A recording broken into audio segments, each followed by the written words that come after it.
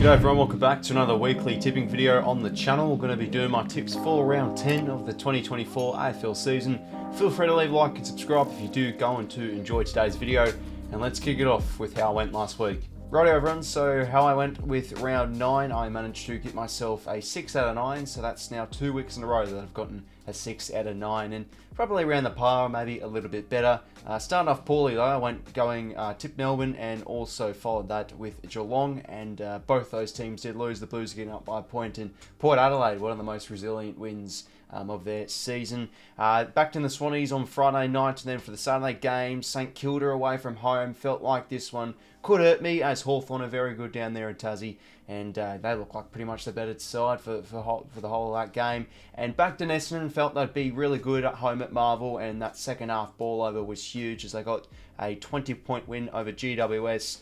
Bulldogs, pretty easy tip there over Richmond. They are struggling with their personnel issues, and same with Gold Coast over North Melbourne up there in Darwin. And the Sunday games, went with Collingwood at the first one over West Coast, again pretty easy one, and the Crows over the Brisbane Lions, and both these sides did encounter a draw, so everybody gets that tip correct. Okay everyone, a quick look at my 𝐼𝐴 tipping competition leaderboard update. Scanning through, nobody did get themselves a full 9 out of 9 correct, but looking at the total scores, still Magpies FX is maintaining his lead with a total score of 81. Okay everyone, now let's begin with my tips for round 10, and we start Thursday night at Teo Stadium up there in Darwin. Gold Coast getting the primetime game against the Cats, and really interesting one here because Geelong the last couple of weeks, they have been struggling now. 2 losses in a row, and heading into this game they're going to be still without no Dangerfield, but also no Jeremy Cameron and no Tom Hawkins. But we all know Geelong, a very well balanced team, so expect the likes of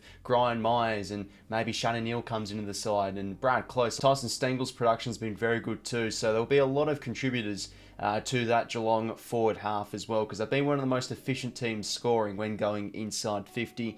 But against a Gold Coast side where their back line has been, I think, pretty good over the course of this season. They've restricted scores really well when conceding inside 50s. That's going to be a key part, trying to shut down as many of those Cats players as possible. If the Suns want to get up here, it's a big opportunity to try and win that midfield battle. Look what Port Adelaide was able to do against the Cats last week. Just win a lot of those stoppages, win those clearances, get it inside 50, and try and put on a big score. So we all know Gold Coast, very good up there in Darwin, the hot and humid conditions, and the past couple of matchups with Gold Coast playing at home against the Cats, they have been able to take home a few of those recent encounters. So I'm warming towards Gold Coast here. It's definitely against the grain tip. The outs for Geelong will hurt, but I just still feel like with just the balance that side has, they'll be able to cover that. But against a side that plays very well up there in Darwin, has a good quality midfield, and this is a massive game for their season too. They can potentially move back up into the top 8 if they win this. I think this could be a win coming up for the Suns. So going to go against the grain here. I think the Cats can cover their injuries well and should win this game. But Gold Coast up there are a tough team to beat, especially with those hot and humid conditions. So I'm going to back in the Suns to knock over the Cats in a close game of football. This one could go either way, but I reckon the Suns can take advantage of that midfield, and the Suns will win this game by 9 points. Now for Friday night footy, and you'd think this one would have to be the game of the round. The Swans hosting the Blues at the SCG. Been hearing some people say this could be an early grand final preview. I don't want to be too premature, but both these teams, it's first versus 7th, but with how Carlton have played when they've looked at their best, they certainly do look like a top 4 team. The Swans at the moment, you'd have to say they are flying. Their pressure game has been through the roof, and just also their foot skills and execution inside 50. They are, I think, the top team in the competition for scores off turnover and scores off defensive half, so they move the footy really well. They are a team that really punishes opposition too.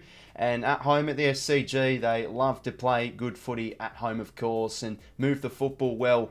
But against the Blues, this is a good opportunity to try and win that midfield battle over the Swans. They are one of the top teams in the competition, the Blues, for scores off stoppage. Paddy Cripps and Sam Walsh, their midfielders have been in sensational form, and their tools too. This is where they could really get an advantage over the Swans. Harry Mackay, Tom De Koning, Charlie Curnow. No Tom McCartan in this game too, so if they can really win that contested marking game down the line and inside 50, this is an opportunity to expose the Swans defensively in the air. Been hearing that 𝘼𝐼𝐿𝐼𝐿𝐼 is a potential chance for the Blues to come back in the side, and that's very important. He's a bit of a barometer for Carlton. When he's in the team, the Blues usually win, because that's usually Carlton's weakness from watching them lose games this year. They sometimes have a lack of forward pressure, and that's going to be an absolute necessity against the Swans, who are just a very efficient team. It's just hard going against Sydney at the moment. Their ball movement has been fantastic, and I think defensively as well, the Blues can get exposed off transition, and Sydney, they're one of the top teams with punishing opposition. So going to be backing in the Swans here. I do like to give the Blues a chance if they can bring that forward pressure, just dominate in the stoppages.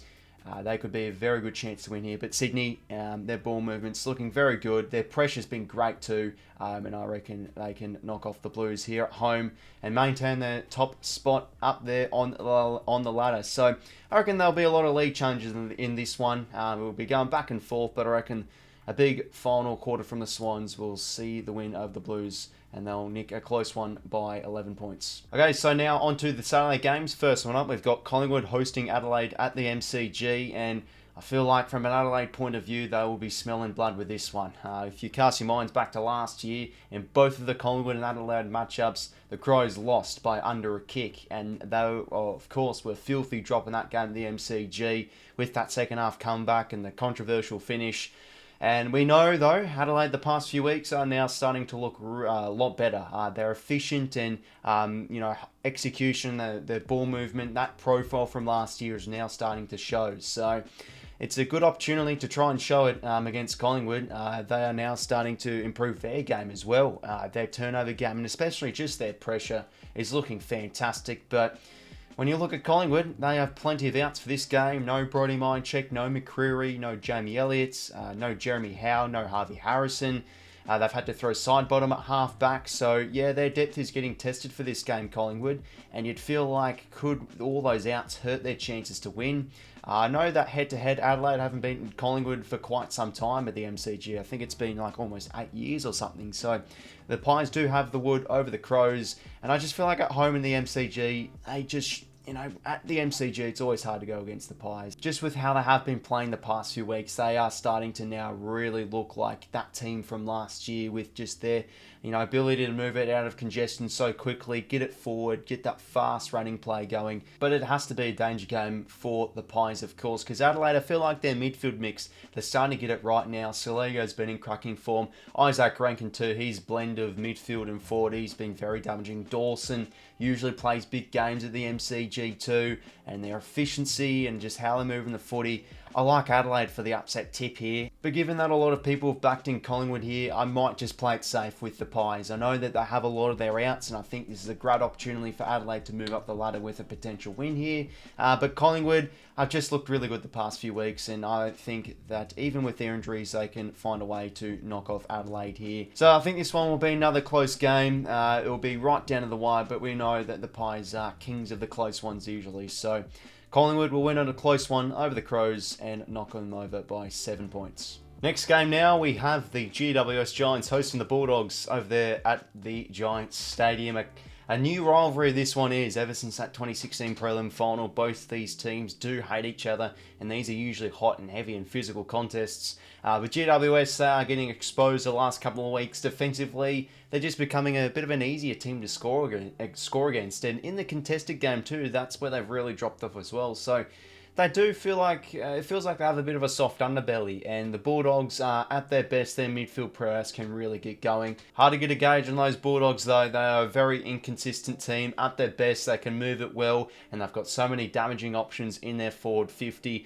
Sam Darcy, his contested marking has been literally game-changing with his height. Liam Jones intercepting prowess has been fantastic as well behind the ball. But I just don't know if I can trust the Bulldogs at the moment. They've killed me with tipping them a couple of times. And against some of those top teams this year, they have struggled. And look, GWS, they have been exposed the past few weeks. But back home at Giants Stadium, I expect them to bounce back and start playing some better football. It's a necessity for the Dogs to bring that forward pressure and not allow the Giants to rebound.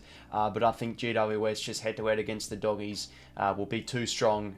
But this one will be hot and fiery, I think. Could go either way. Maybe, a few lead changes do occur, but the Giants will get back in the winner's circle here after dropping the last 2 games. Can't see them dropping 3 in a row. They are a talented team, and the GWS Giants will knock off the Doggies here by 14 points. For Saturday night football now, we have Brisbane hosting the Tigers at the Gabba. It is, very hard to go against Richmond at the moment with the injuries they do have. I've been seeing that they literally only have about 26 fit players. That is just... crazy stuff. Very unfortunate occurrences over there at Tigerland. But Brisbane, they've been inconsistent this year and they haven't looked at their absolute best. They have been another team, I feel, with a soft underbelly. But I feel like last week they probably would be disappointed dropping that game. They'd be happy to get the 2 points, but how they're able to kick those few goals in a row in the final quarter and just drop off. Their intensity, defending transition has been a huge weakness this year. And the Tigers, we do know they love to move the football with pace, but it's hard to go against the Tigers. And up there in Brisbane, we all know it's hard to go against the Lions up there at the Gabba. So, the outs for the Tigers are hurting. They'll continue to try and be competitive. It was definitely an outlier result last week. They would not be happy with that, even with all the carnage they've copped. They want to play better football, and I think they can. But against Brisbane here, they should be too strong, the Lions. And also, they've been having carnage themselves, but not as much as the Tigers. So Brisbane will win this game, knock off the Tigers here. It should be a convincing one for the Lions. They win this one by 30 points. And for the other Saturday night game at 7:30, right at the same time as the other game, which this one will be like 30 minutes later, be a bit more easier to watch from a viewing perspective. But anyways, we've got the Saints hosting the Dockers at Marvel Stadium. Fremantle, it's hard to judge with how they went last week, just because of the unfortunate occurrence of Cam McCarthy's passing. The football club, condolences, of course, to Cam McCarthy and all that is associated with himself, family, friends, and, of course, the Giants and Fremantle. They would be obviously hurting. I felt it would have been maybe a bit of, emotional sort of motivation to try and get over the line, do it for Cam, but it just wasn't to be. Their efficiency and just their use inside 50 really did let them down. And this is a good opportunity to turn around here against the St Kilda side that is struggling. Just how they move the football has been their issue, but their effort and their running power has been good. It's just that they've looked slow and they've always looked just not very damaging in their forward half. Like Max King hasn't been physical enough. Their options inside 50, they just aren't hitting those targets. They have some awful turnovers too. They've been a bit of a weak side at the moment, St Kilda. Do they get back on the horse here against Fremantle? Look, I thought the Dockers' effort against the Swans last week was very good. They got a lot of repeated entries. They won their territory battle throughout the game against Sydney. So the question is, can they be more efficient in their forward 50? I don't know if I want to be tipping the Saints at the moment. I do sense a bounce back here potentially, but look, Fremantle, I feel like they are the better team at the moment, and I'll back them in here away from home against the Saints. This one maybe could be a bit of a close scoring game, given that both teams do have their issues forward of centre, but I think the Dockers here will be too strong. Defensively, they have looked good, and just that handballing game, if they can really get that going and expose the St Kilda's defence, I think the Dockers can win this game here. Midfield on top as well. So Fremantle win this one by 19 points. For the Sunday games now, first one up, we do have Essendon hosting the Kangaroos at Marvel Stadium. And whenever we see a North Melbourne matchup, we ask the question, when will they get their first win of the season?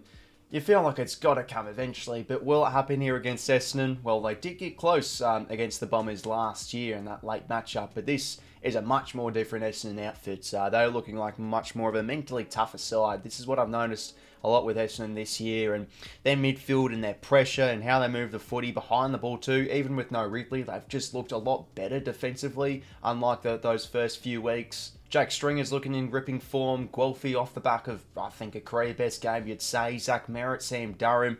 Just so many of those role players too, alongside the stars. They're just a well-oiled machine at the moment, Essendon.